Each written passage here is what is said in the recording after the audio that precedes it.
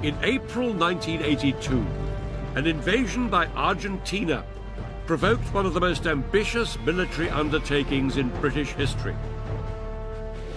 Britain sent a naval task force and 15,000 men to fight for a small group of islands on the edge of the Antarctic. Britain was at war with Argentina, but the odds were spectacularly uneven.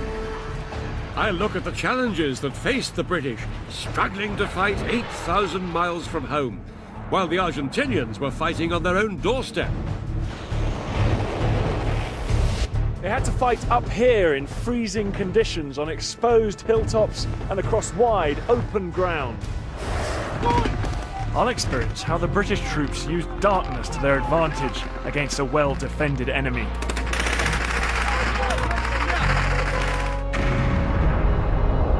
It was one of the most improbable conflicts ever. More than 30,000 men went to war over a group of barren and windswept islands that were home to only 2,000 people. This is the story of the battle for the Falklands.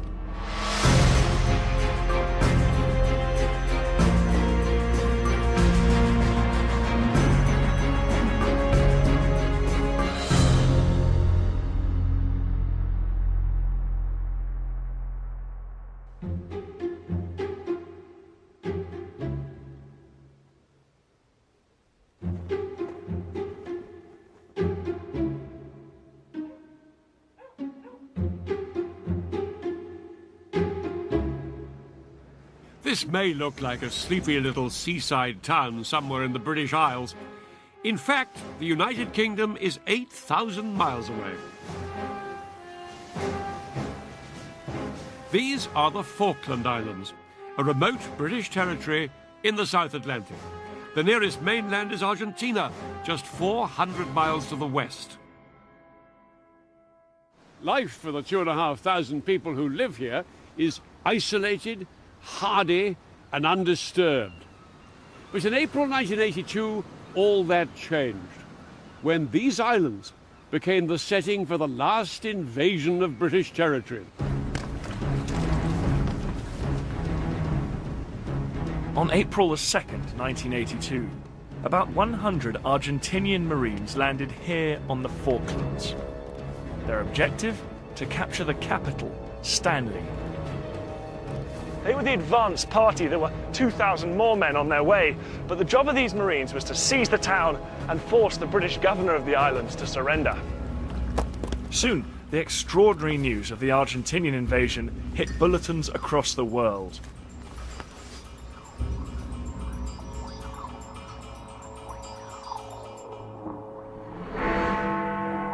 The Falkland Islands, the British colony in the South Atlantic, has fallen, but that's what Argentina is saying.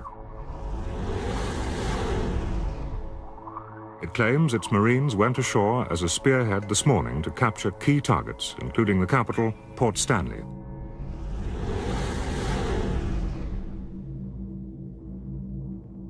The islands were defended by just 69 Royal Marines, and the invading Argentinians in their hundreds overwhelmed this tiny force. They moved up here and surrounded Government House, demanding the surrender of the Falkland Islands. As Argentinian armoured vehicles rolled towards Government House, a firefight broke out. Trapped inside, the British governor, Rex Hunt, broadcast a defiant message on the local radio station. They've got us well and truly pinned down, but they're not trying to attack. They're not surrendering to the bloody arches, certainly not. The invasion of the Falklands transformed a long-running dispute between Britain and Argentina into a major international crisis.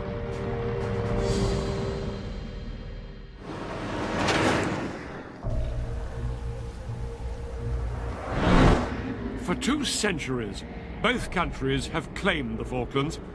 The Argentinians did control the islands for nearly a decade, until 1833, when the British expelled them. Britain has governed the Falklands ever since. The Argentinians call the islands the Malvinas, and they tried to persuade the British to give them up.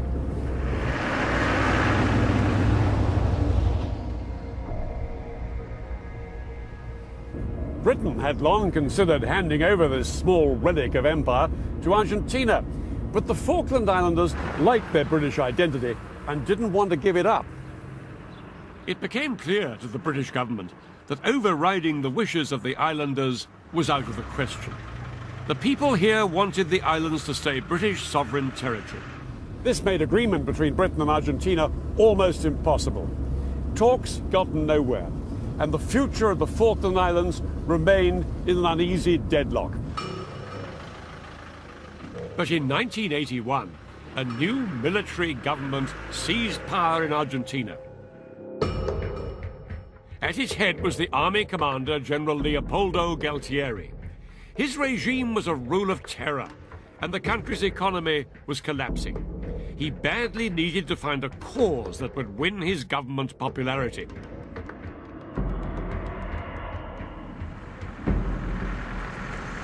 There was one issue Galtieri knew his people cared passionately about: their claim to the Falkland Islands. Galtieri would unite the Argentinian nation by seizing the Falkland Islands from Britain by force. It looked like the perfect answer to his problems. And on April the 2nd, 1982, Galtieri's repossession of the Falklands was going exactly to plan.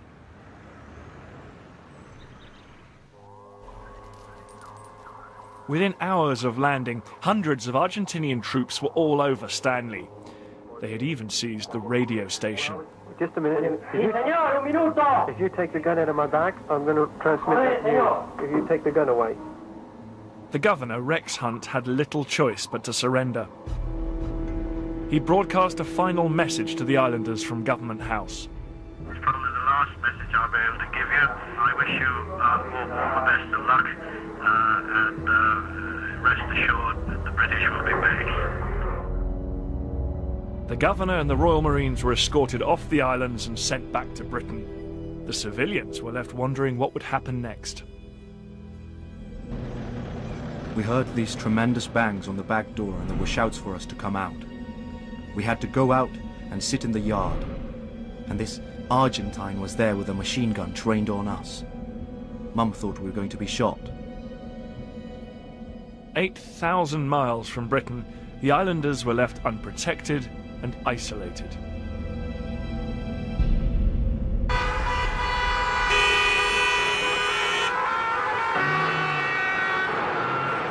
When the news of the British surrender hit Buenos Aires that afternoon, 200,000 Argentinians poured into the main square, wildly applauding the liberation of the Islas Malvinas.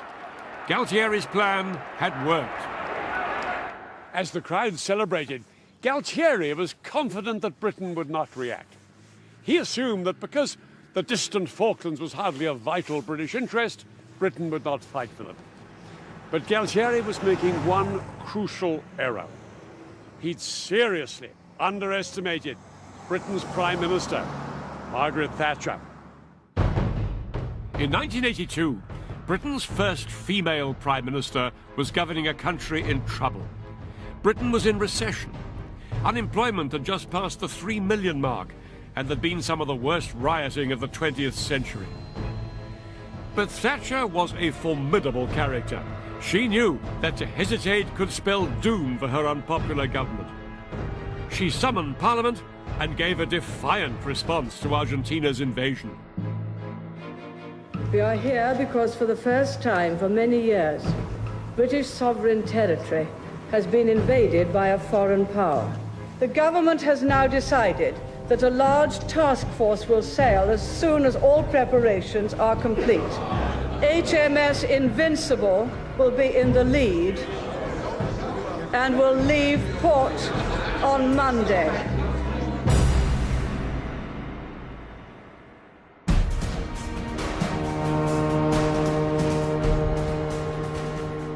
And so, in the spring of 1982, a British task force set sail. Ahead lay an 8,000-mile journey across the Atlantic Ocean to the Falkland Islands. In all, 93 ships would sail to the Falklands, a hastily gathered fleet of warships, supply ships, and even cruise liners like the QE2. At the heart of the fleet were two aircraft carriers, HMS Invincible and HMS Hermes. Hermes was the flagship and home to the task force commander, Rear Admiral Sandy Woodward. Woodward's fleet would take 3 weeks to reach the Falklands. During that time, Britain would try for a diplomatic solution. But if that failed, the task force would have to go to war when it got there.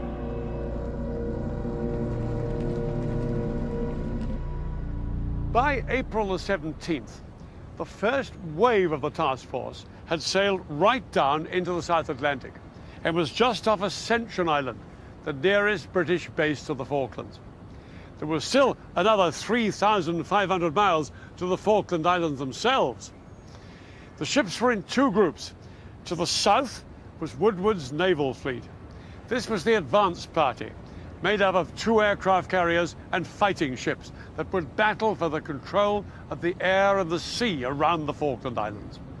Once they had gained air superiority, then the men carried in the second group of ships would launch an amphibious landing. The only way to win back the Falklands would be to have troops fighting on the ground there. As the fleet sailed south, United Nations and US diplomats tried for a peaceful settlement. But by April the 30th, any hope of a diplomatic solution evaporated. Neither side would back down. Neither Britain nor Argentina had officially declared war, but now war seemed inevitable. The Argentinian garrison of these islands watched the British military response to their invasion with growing concern. The race was now on to get organised and resupplied before the British arrived. The Argentinian army did have some professional soldiers, but the majority of its men were young conscripts. To strengthen its forces, the army recalled reservists, more experienced men who could stiffen the ranks of those who'd just begun their military service. My commanding officer came on the radio at 4 o'clock in the morning and told me to wake up all the men. We had to be in the Malvinas in 36 hours. You could see that the soldiers felt very proud. By the end of April, there were 13,000 Argentinian troops on the islands, and with them, their new commander. The man in charge was Brigadier General Mario Menendez. Menendez was a tough soldier who'd made his name fighting rebels in remote parts of Argentina. He was quickly sworn in as the new governor of the Falklands. His first task was to prepare his defenses. Strategically, Menendez's position was strong. As you can see, the Falkland Islands are about 400 miles from Argentina. That put the islands just within range of Argentina's air force based on the mainland. The main two islands are West and East Falkland, each around 50 miles from end to end. Menendez positioned 2,000 of his men on West Falkland, 1,000 men here at Goose Green, and about 10,000 in the hills to the west of Stanley.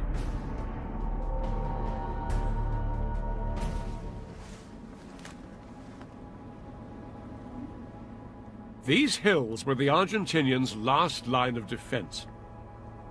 But Menendez hoped his ground troops wouldn't have to fight at all. He planned to neutralize the British task force out at sea before they had a chance to set foot on land.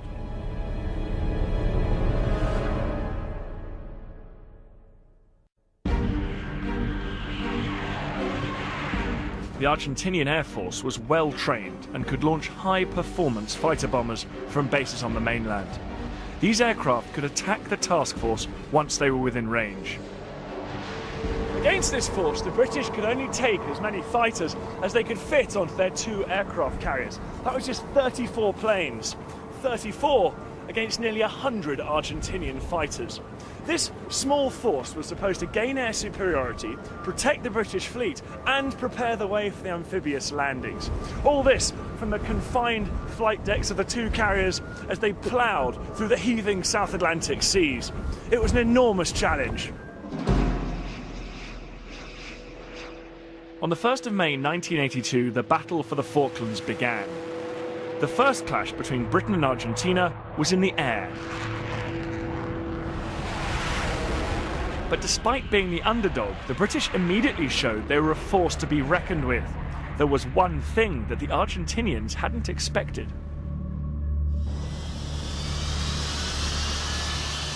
Britain's latest acquisition, the Sea Harrier.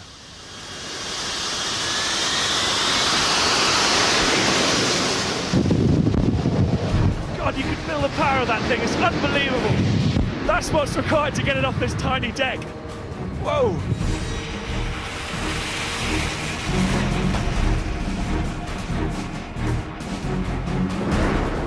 This aircraft was brand new, untested in combat when it was sent to the Falklands.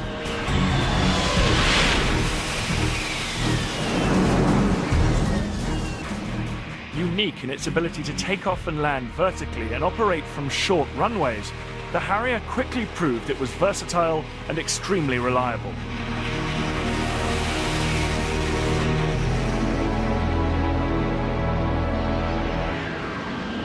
And the Harrier had another killer advantage. It was armed with the latest air-to-air heat-seeking missile called Sidewinder. 4 Argentinian aircraft were shot down on the first day by Sidewinder. Another 15 would follow.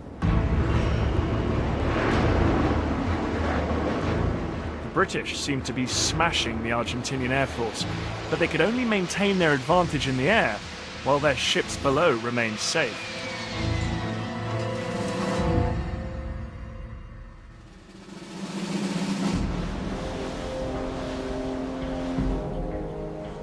The most important ships in any naval task force are the aircraft carriers.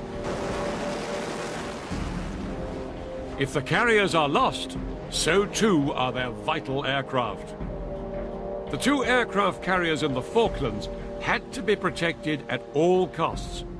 And although the action continued in the skies, the focus of the battle shifted to the rough seas of the South Atlantic. On the 1st of May, Woodward's main task force was 100 miles northeast of the Falklands. The British government had declared a 200-mile exclusion zone around the islands and said it would attack anyone entering it. Up here to the northwest, a cluster of Argentinian warships was approaching. Among them, the Argentinian flagship, the aircraft carrier the Cinco de Mayo. She carried aircraft that would soon be within close range of the British fleet. But even more menacing, the British reckoned, was another group of ships to the south of the Falklands. A cruiser, the General Belgrano, and 2 destroyers, which the British believed were armed with lethal Exocet missiles. These missiles could sink the British aircraft carriers if they got within range. The Royal Navy could not afford to risk an Exocet attack on its vital carriers. The loss of even one carrier and her combat aircraft could mean defeat. Without both, the British task force would have to withdraw from the fight completely. The Argentinians appeared to be threatening a pincer movement against the British fleet. The carrier, the 25 de Mayo, from the north, and the Belgrano group from the south. The Belgrano group was being tracked by a submerged British submarine, the Conqueror. Conqueror's captain feared that if the Belgrano turned north, it would move into these shallow waters. The Conqueror would struggle to track the ship in the shallow water and risk losing sight of it. The Belgrano might then head for the British fleet and put the task force in grave danger.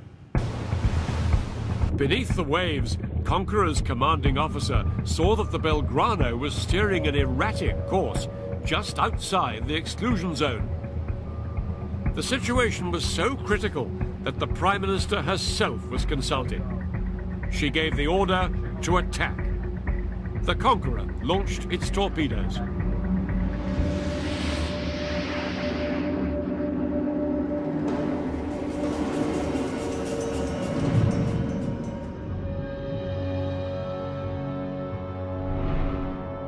There were masses of injured men.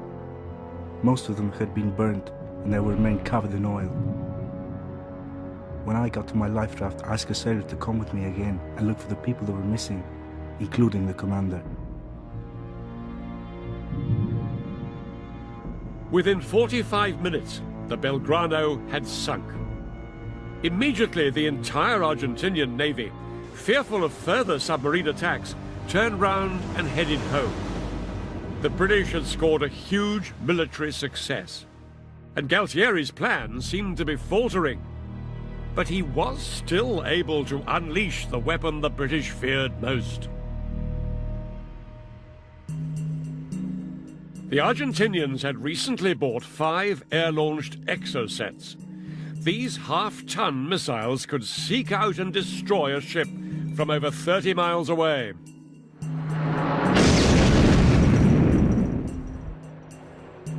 On the morning of the 4th of May, 2 Argentinian strike aircraft, each armed with an exocet, took off from the mainland. On that particular day in 1982, Woodward posted 3 ships like this as his front line of defense. They were destroyers: HMS Coventry, HMS Glasgow, and HMS Sheffield. They were armed with anti-aircraft missiles. These ships could shoot down aircraft, but they were unreliable against low-altitude targets like exocets. That morning, things had been relatively quiet for the British task force. This is Alpha Whiskey, weapons free, Baker 5017, a strength 2. Then, just before 2 o'clock, the Argentinian aircraft were picked up by the radar room on board HMS Glasgow. Glasgow immediately sent an urgent warning to all the other ships and went to full action stations herself. Break! Break! Break! They're going atop the ship. Reminded the command aim remains coordinated at fire full steadfast. But 20 miles away, on board HMS Sheffield, the scene couldn't have been more different. Here, the ops room wasn't fully manned, and only part of the message from the Glasgow was picked up. But it was worse than that. At that exact moment, HMS Sheffield was using its satellite equipment to send a message back to Britain, and that blocked its radar. The Sheffield couldn't see the Argentinian aircraft approaching. Aircraft now returning inbound at red 100. Back on the Glasgow, 2 fast-moving dots, possible exocet missiles, suddenly appeared on the radar screen and were closing in at 700 miles an hour.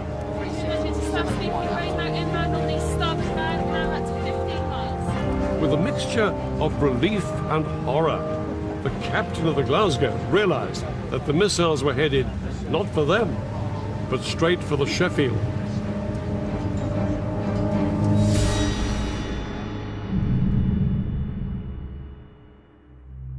HMS Sheffield was the first British ship to be destroyed by enemy action since the Second World War. Of the 281 men aboard, 20 were killed and 26 were wounded.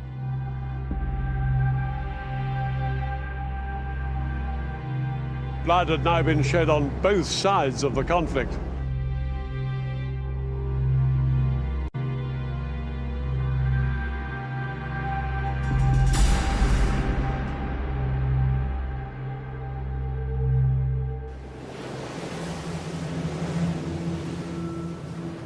By mid-May, the South Atlantic winter was closing in. Some Harriers had been lost in combat, and now the bad weather was beginning to hinder the pilots. The success of the British plan relied on having complete control of the air to provide cover for landing the ground troops. But the British didn't have that cover, and now time was running out. It was politically unthinkable to abandon the operation now. They would have to take the huge risk of putting in the ground troops without total air cover.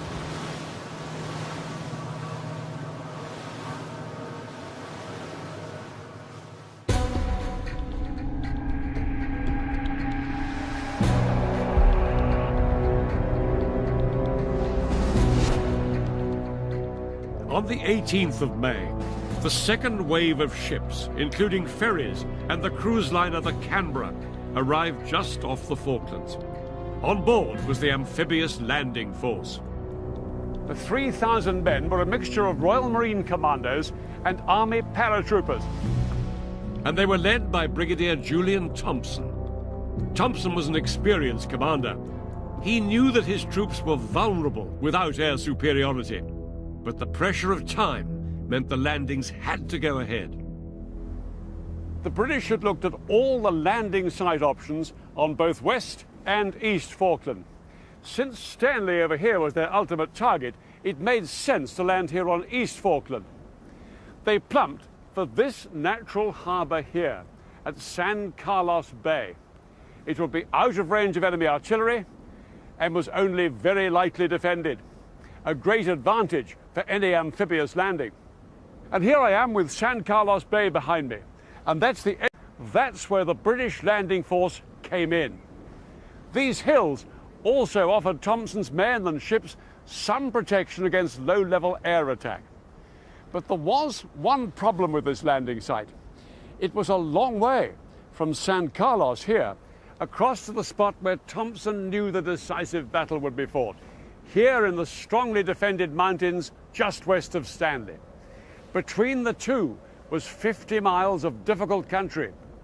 Thompson planned to move his landing force right across the island with a shipment of helicopters that were due to arrive any day. But now, the priority was to get his men on dry land as soon as possible.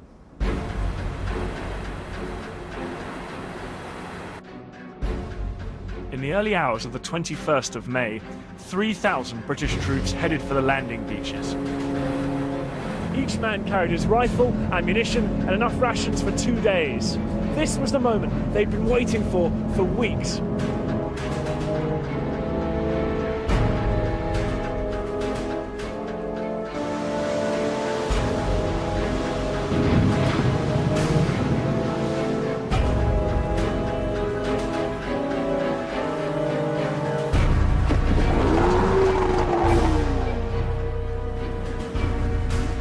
Once ashore, the British troops made their way up into the hills and dug themselves into strong positions. One unit, the 2nd Battalion of the Parachute Regiment, known as 2 Para, were based up here on the Sussex Mountains overlooking the bay. It was just a question of time before the Argentinians arrived. The men braced themselves for an air attack. Then, at 10:30, all hell broke loose.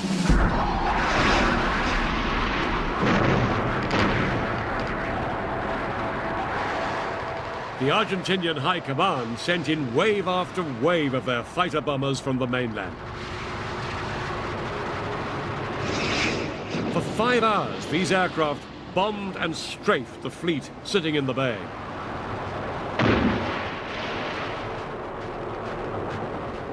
The surrounding hills made it almost impossible for the ship's radars to detect the enemy aircraft, so the British were unable to get a fix on the attacking planes until it was too late. From these positions up here, the Paras had a grandstand view of the action in the bay. All their supplies for the land campaign were still being unloaded from those ships coming under attack. The Paras had to watch helplessly as their lifeline was under fire. By the end of the day, 5 British warships were hit, and one ship, HMS Ardent, was sinking. And the attacks continued on the next day.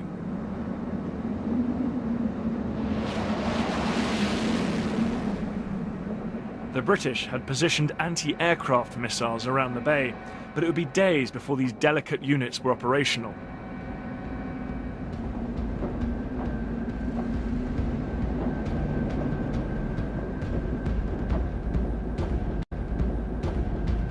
On the water, the men had resorted to strapping machine guns onto the ship's rails in a desperate attempt to hit the low-flying Argentinian jets.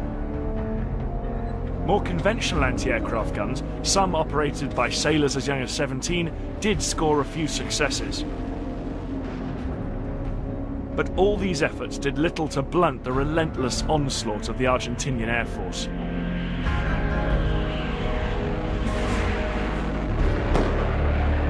The British ships unloading vital supplies for the land campaign made easy targets.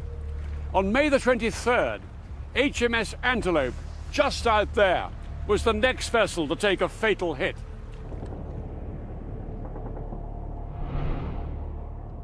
We watched with lumps in our throats as Antelope raged with fire and finally sank. She was our escort and everybody felt a great loss. She was more than just a ship to us.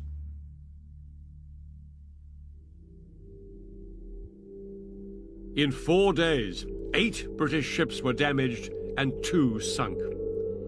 During these attacks, 25 men died and many more were injured. While the British were reeling from the attacks in San Carlos water, the Argentinians were celebrating their triumphs.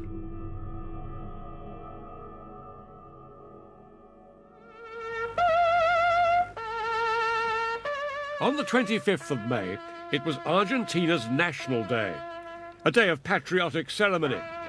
And after the successes of their air campaign, Menendez and his troops in the Falklands had even more reason to celebrate. Subordinación y valor! But it wasn't over yet. The Argentinian Air Force was preparing another raid that would hit the British land campaign where it really hurt.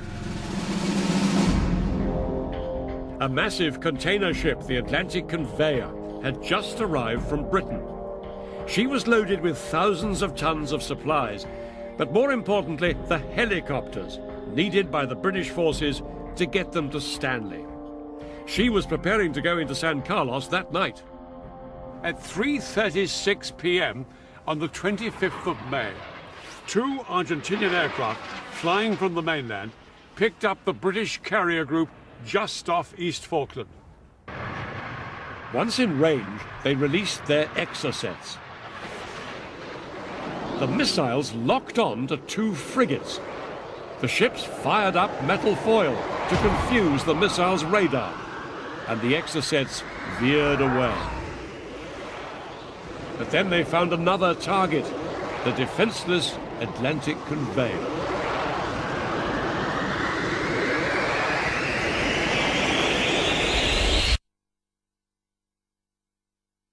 Fire ripped through the ship, and all 9 helicopters still on board were destroyed. Thompson was relying on them to carry his men across East Falkland to Stanley. At one stroke, most of his transport had now disappeared. Margaret Thatcher wanted Stanley back in British hands quickly, but the main British force was still 50 miles away.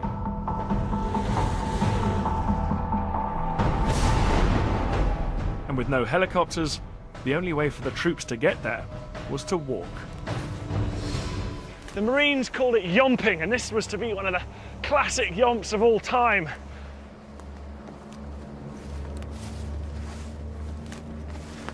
Men carried up to 120 pounds of kit on their backs through very uneven ground and with the rain lashing down. The men had 4 days of hard marching ahead of them.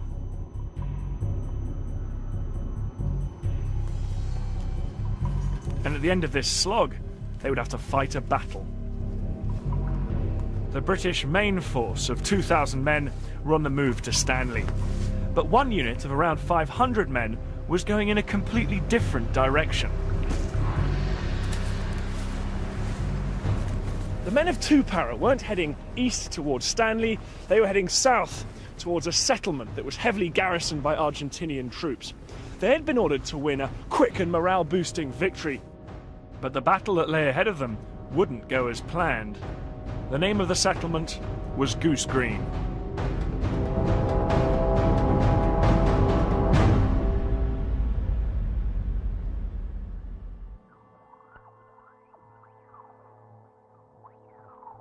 The Argentinians had a base at Goose Green because of its strategic importance.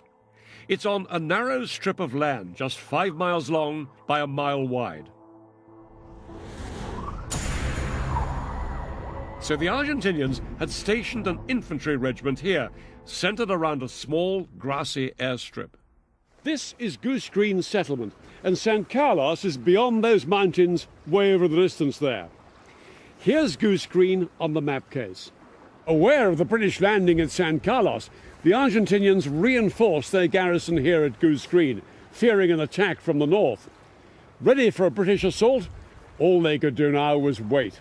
The man in command of 2 Para was Colonel H. Jones.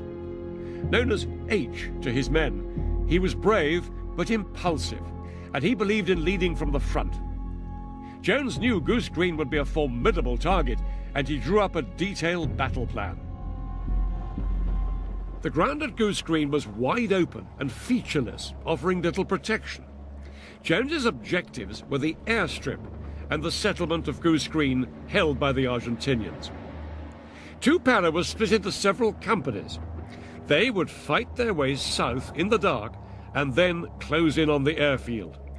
Then they would take the settlement in daylight. But the Argentinians held a strong position on the high ground of Darwin Hill. They were protected by minefields in front and supporting artillery back behind the airfield. At 10:30 that night, the British began the attack. One company, about 100 men, moved rapidly up here on the left, clearing out any enemy positions that they came across.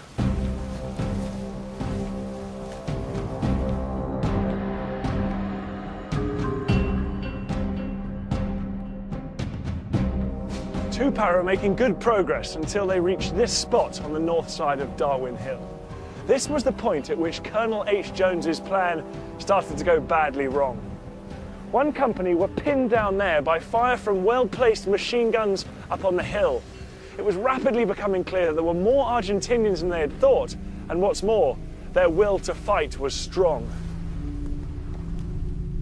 Then the sun began to rise and light flooded across Goose Green, illuminating the men on the wide open battlefield. The men of 2 Para on the low ground were completely exposed to Argentinian fire and couldn't advance. Somebody had to do something. It was time for Colonel H. Jones to do what he thought he did best, lead from the front. He identified an isolated Argentinian position just up there that he thought he could take out on his own. Clutching his submachine gun, he charged up the hill, but immediately, withering fire broke out from this hill up there, other Argentinian positions. He was seen to fall over, but he got back up and kept charging. Then he was shot in the back and collapsed, mortally wounded, only meters away from his target.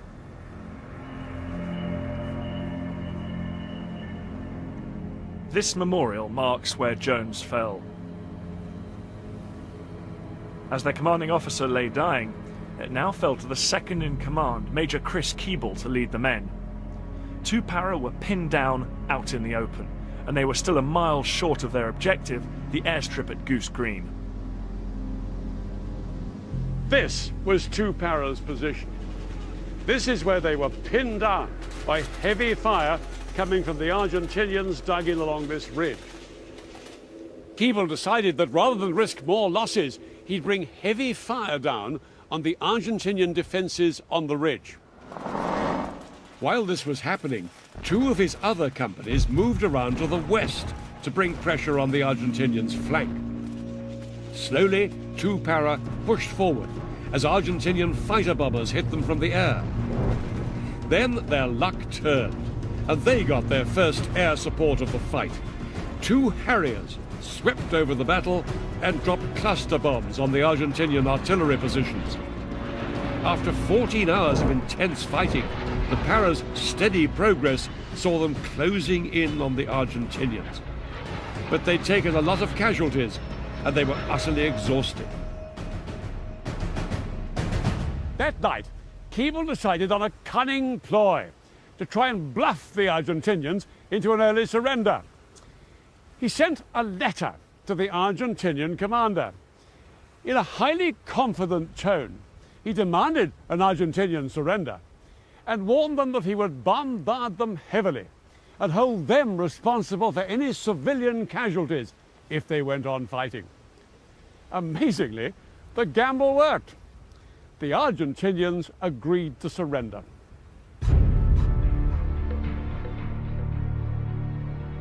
The next day, the Paras were astonished to see over 900 Argentinians, nearly twice their own number and nearly 3 times more than they had expected, lay down their weapons.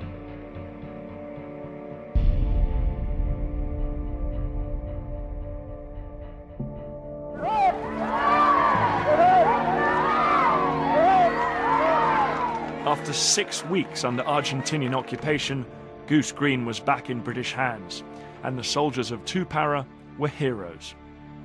But the battle for this tiny place had come at a huge cost. Lieutenant Colonel Jones, Captain Wood, Captain James, Lieutenant Barry, Corporal Hardman, Corporal Sullivan. More than 70 soldiers were dead, 16 British and over 50 Argentinians. Lance Corporal Smith, Lance Corporal Bingley. What had begun as a quick raid to seize back the airstrip and liberate the community had turned into a bloody battle in the struggle for the Falkland Islands. The British had won the first round of their land campaign against all the odds. But ahead of them still was the battle to regain Stanley.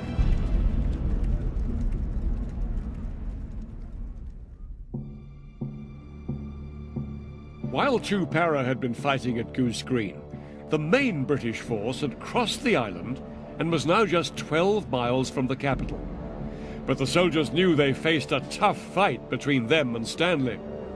We've got to take Stanley. No stopping us now, I don't reckon. Got to get it done fast, so the only way to do it is get in there. Do you have any feelings of apprehension, though? Oh, yes, definitely. Without a shadow of a doubt. Everything seemed to be going to plan. But then the British campaign suffered a massive blow. What followed was the largest single British loss of life in the war.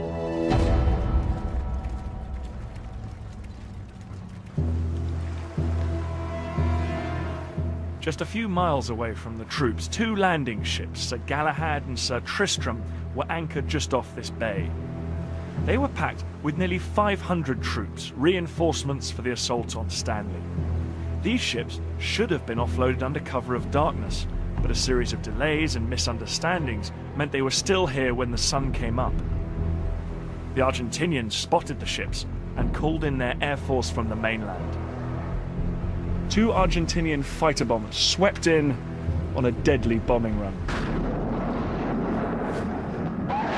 They caught both ships in broad daylight, packed with troops and ammunition.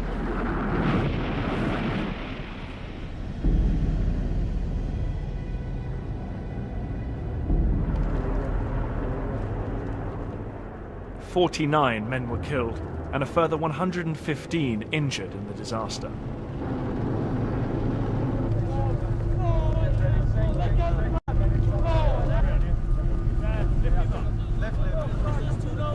But this British tragedy was a significant morale boost for the Argentinians. Menendez was told that 900 British had died, and he now expected a slackening in the British momentum. But he was in for a rude shock. 9 days after the landings at San Carlos, a senior commander, Major General Jeremy Moore, took overall control of the British land campaign. Undeterred by the Argentinian air attacks, Moore moved around 9,000 troops into position near the hills surrounding Stanley. The battle for Stanley was about to begin. Here's Mount Kent, where we are now. Heavy Argentinian forces lay between Moore here and the capital. He would attack in 2 stages, on 2 separate nights. On the first night, his offensive would sweep from north to south, a 3-pronged attack on the Argentinians. Moore planned to take this outer ring of hills, the largest of which was Mount Longdon in the north here. On the second night, the British would assault another ring of hills nearer Stanley, centred here on Mount Tumbledown. Success would leave them just 2 miles from Stanley. The first targets were the Argentinian troops dug in all over Mount Longdon. Mount Longdon is a natural fortress. Over 500 feet at its highest point, it dominates the surrounding moorland. For the British forces, this was a dangerous place to attack. And after their experiences at Goose Green, they didn't want their troops caught advancing in the open terrain in daylight.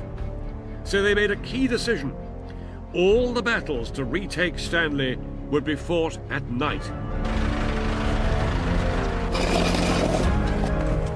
Night fighting is a highly effective strategy. Every soldier in the British forces has to be as good at fighting in the dark as in daylight. I joined the British Army on a training exercise to experience what it's like.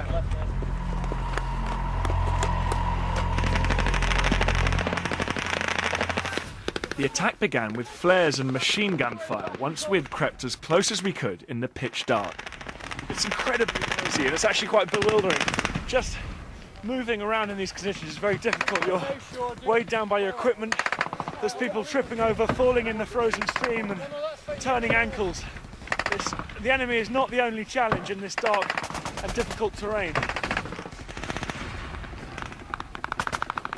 Despite how hard it is to operate in the dark, it's imperative that the attacking troops don't get pinned down. At the moment, the most important thing is we've begun our attack. We've got to keep up the momentum, keep up the speed, and I guess keep the enemy off balance.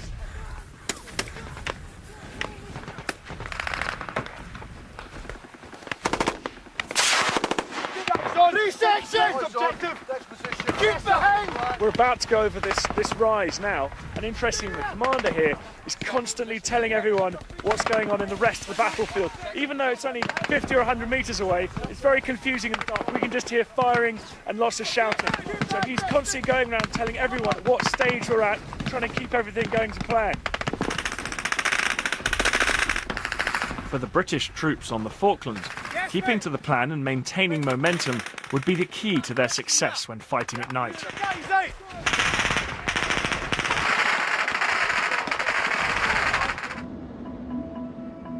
At 8 p.m. on the 11th of June, the British forces began their attack on Mount Longdon.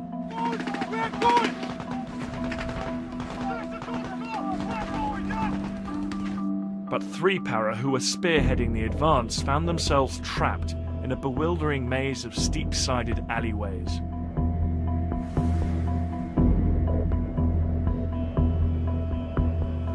These narrow gullies here channeled the men into the killing grounds of the Argentinian machine gunners and snipers up above. Then grenades were rolled down in amongst them. One officer compared it to like being stuck in a bowling alley. The grenades, they were just bouncing down the side of the rock face. We thought there were rocks falling until the first one exploded. Despite mounting casualties, the men pushed forward. One sergeant, Ian Mackay, dashed up a slope and knocked out a stubborn Argentinian position. He was killed, but later awarded the Victoria Cross.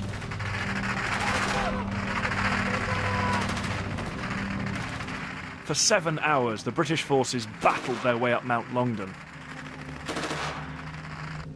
Their assault was just too forceful for the Argentinians to hold off. So desperate were the Argentinians to smash the British attack that Menendez risked his own men's lives by ordering his own artillery to bring down fire on their own positions here on Mount Longdon. But it didn't do any good. By 6:30 a.m., the British had captured the mountain.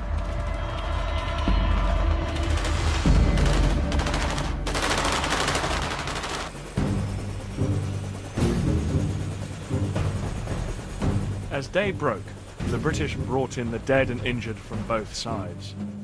Most of the Argentinian casualties and prisoners were conscript soldiers, young men drafted into the army. While these soldiers had fought well, Many of them were worn down by the conditions before the battle had begun. Some of them were even captured in their positions, like this one, huddled up in their sleeping bags trying to escape the battle and the cold. I am tired, cold, unhappy. I swear that I can't take it anymore, even though this is my duty as a man and a soldier of the fatherland. Although this had been a bloody battle for both sides, the British attacks had taken all the high ground they'd planned to on the first night. But another night's fighting still lay ahead. Of the remaining mountains that had to be captured on the second night, by far the most vital was that one over there. That's Tumbledown, the last major obstacle between the British and Stanley. The men charged with recapturing Tumbledown were the 2nd Battalion of the Scots Guards. Just 8 weeks earlier, they'd been on ceremonial duties like guarding Buckingham Palace. This would be the first experience of war for many of them, and they now had to confront perhaps the toughest target of the campaign.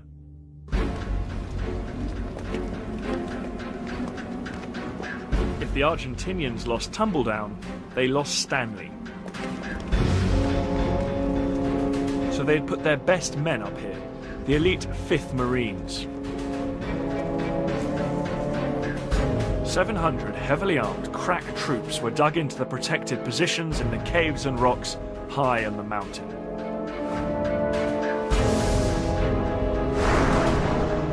These Argentinian Marines had been trained to fight at night, and they outnumbered the attacking British forces by almost 2 to 1. The Argentinians were confident they could hold the British off. As soon as darkness fell, the fighting began. Aye, there was murder. We were coming under mortar fire, machine gun fire, sniper fire. You name it, it was coming towards us. Well, it's what there's a saying, expect the unexpected. And that was unexpected. You cannot really describe it. Nobody could describe it if they've not been there. 3 hours into the battle, things were going badly for the British. The Scots Guards' attack had come to a complete halt. They were taunting us, the odd word in English, calling us to come on, and I think they mentioned surrender. The combination of cold, uncertainty, and the general awareness that we were stuck led to the group ego shrinking and shrinking and shrinking. At that stage, I thought we had blown it. That's Mount Tumbledown behind me up there. And here it is on the map case. The Scots Guards had approached Tumbledown from the west and made their way up this slope here unopposed. But now one company, about 120 men, were pinned down here by stiff opposition from the Argentinians positioned in the rocks and crags up above, on top of the ridge here. Then 30 Scots Guards climbed up onto higher ground to the north, undetected by the Argentinians down below. Now they were able to bring sustained fire down on the Argentinians' exposed flank. The rest of the company stormed the Argentinian strongpoint. The Scots had made the breakthrough. As dawn broke, the battle was still raging on Tumbledown, and the British forces prepared to throw everything they had into the fight for Stanley.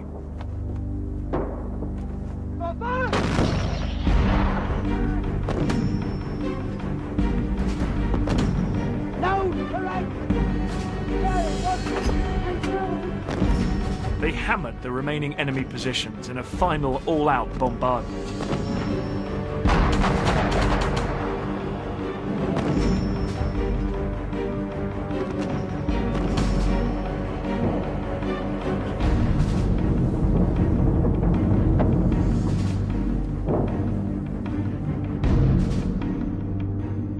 Soon, Argentinian troops could be seen fleeing. The British troops had effectively destroyed their enemy's will to fight, and the Argentinians retreated, flooding back into Stanley in their hundreds. The Argentinian resistance was crumbling.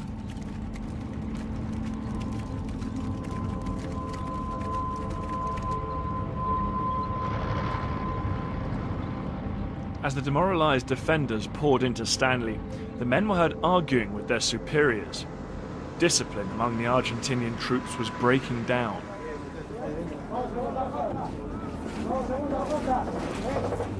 It wasn't long before they were surrounded. And on the 14th of June, the British demanded the Argentinian surrender.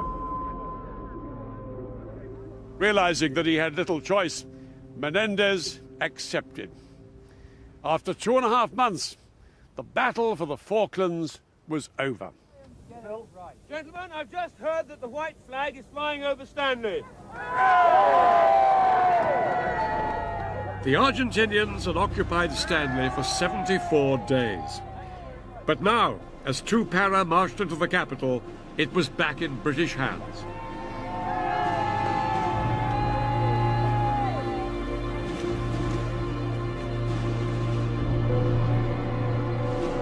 A month later, the first British troops arrived back home to jubilant celebrations. This victory had given people a renewed sense of pride in their country and a feeling that Britain could lift itself out of its recent decline. And riding on the crest of this success was Margaret Thatcher. Within a year, she won the general election with a resounding majority. The Iron Lady had cemented her position as a major world leader. In Argentina, the news of the surrender was taken very badly. Far from uniting the people, the war had left the Argentinians furious at the army and the government. Just 3 days after Argentina's defeat, Galtieri was forced from power and military rule collapsed in Argentina. Over in the Falklands, the legacy of this bitter conflict lives on. Nearly 1,000 people died in the war, 252 British servicemen, 3 Falkland Islanders, and almost 700 Argentinians. After the war, the British government offered to return the bodies of the Argentinian dead to Argentina for burial, but their government refused. They said that these islands were part of Argentina and the bodies would remain here.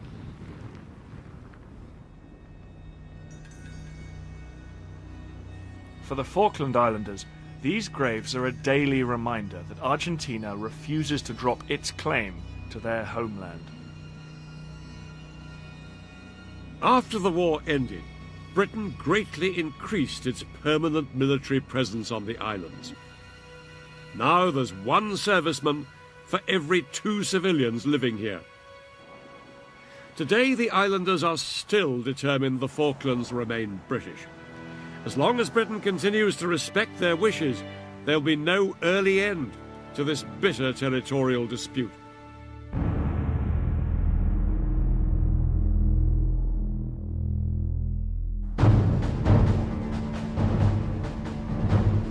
Next time, in 1991, Kuwait was at the center of the last major war of the 20th century.